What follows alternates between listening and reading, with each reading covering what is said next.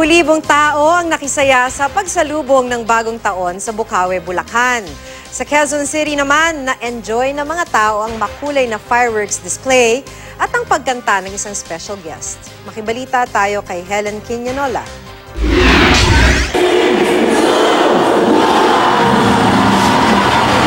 Aabot sa 100,000 tao ang nakisaya sa New Year's Eve countdown sa Ciudad de Victoria sa Bukawi, Bulacan. Highlight ng event ang makukulay na fireworks display na tumagal ng mahigit 1 oras. Target ng organizers na makamit ang World Guinness Record sa largest fireworks display. Sobrang pong ganda, parang hindi po siya katulad ng napapanood ko po na simpleng fireworks lang. Bukod dito, gusto rin nilang makuha ang Guinness World Record para sa longest line of sparklers in a relay at sa most sparklers lit simultaneously. Mayroon ding concert kung saan nag-perform sina Apple the App, Arnel Pineda at ang Jowa Pau, Jose Manalo, Wally Bayola at Paulo Ballesteros bilang ang 3 lola sa Itbulaga Kalye Serye. Sama-samang nag-party ang mga Manileño sa Sulong Maynila Countdown to 2016. Iwas sa paputok, dito na lang kami. Kesa maputokan kami. Fantastic. Great fun.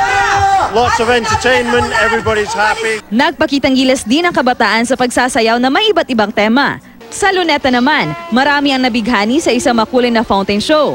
May dala pang tent ang iba para doon na magpalipas ng magdamag.